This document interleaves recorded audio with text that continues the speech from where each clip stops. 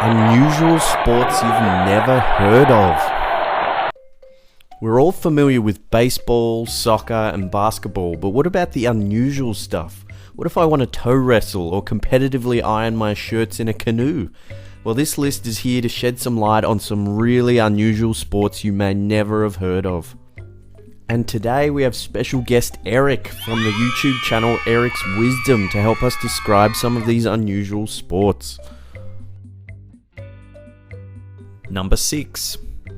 Shin Kicking, the wonderful world of ouchies. Sometimes the simplest things in life are the most marvellous. Two men squaring off, kicking each other really hard in the shins. Magnificent.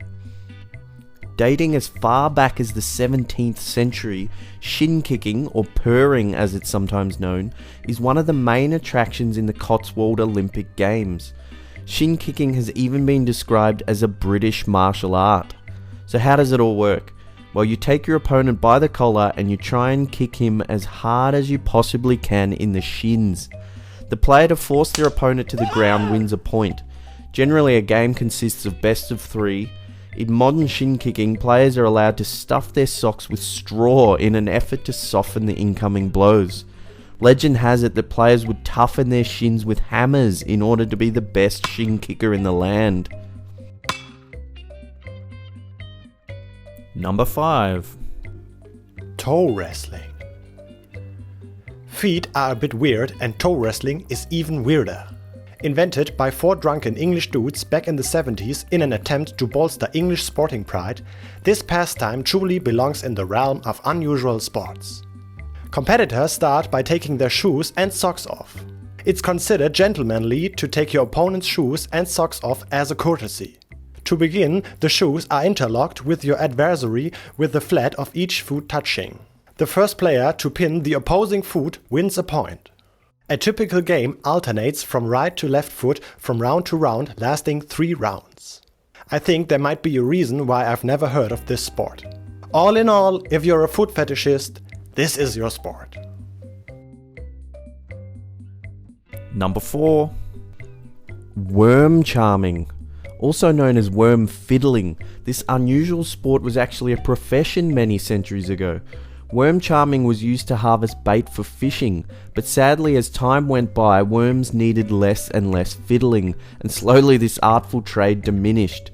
To commemorate this amazing vocation, a sport was invented to keep the spirit of worm fiddling alive. To play, competitors are given a 3-meter square plot of land with the task of raising as many worms as possible in the given time. Each team consists of 3 people, charmer, catcher and counter. At the end of a match, all worms are to be returned to the ground by order of the British Association of Worm Length Supporters, BALLS. It should be noted that detergent is banned from all forms of competitive play. The current world record holder is 10-year-old Sophie Smith of Williston, England, who raised a staggering 567 worms during the World Worm Charming Championships back in 2009. So fiddle freely with your worms, but don't lube with detergent and be careful of the balls, and remember to always put it back in the hole. Number 3. Muggle Quidditch. Taking root from the popular Harry Potter series of books and films, this unusual sport has evolved into a very serious, albeit less magical event worldwide.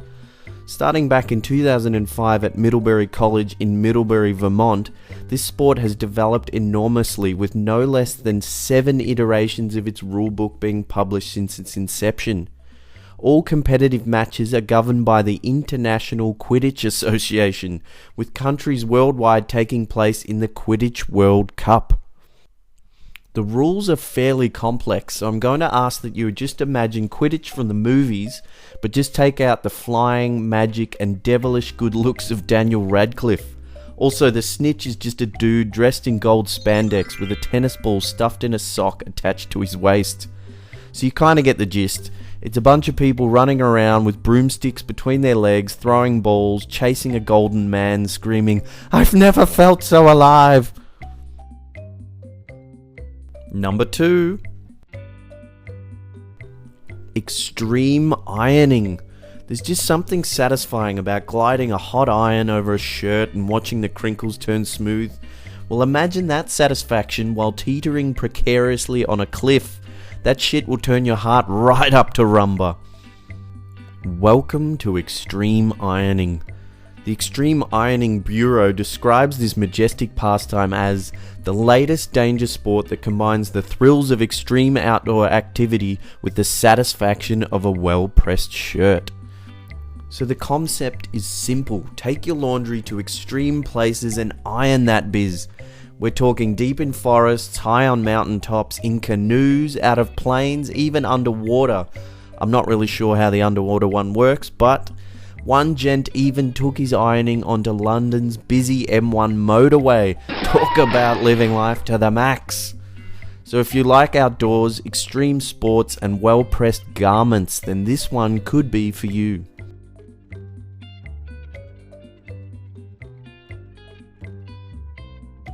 Number 1. ChessBoxing. An old French proverb says that you cannot play chess if you are kind-hearted. Well, ChessBoxing punches that proverb in the face by combining careful strategy with some good old-fashioned biffo. The name says it all: chess and boxing. Competitors duke it out in an alternating rounds of chess and boxing. A full match consists of 6 rounds of chess with 5 rounds of boxing. A winner is declared by achieving checkmate or a knockout. Mike Tyson, you better skip this one. Huge shout out and thank you to Eric from Eric's Wisdom. It was a blast collaborating with him. If you like fun facts and trivia, head over to his channel, have a look. If you like what you see, why not give it a subscribe? It's well worth it. All the links will be in the description box below. And as always, thanks for watching. This is the Slapped Ham shining off.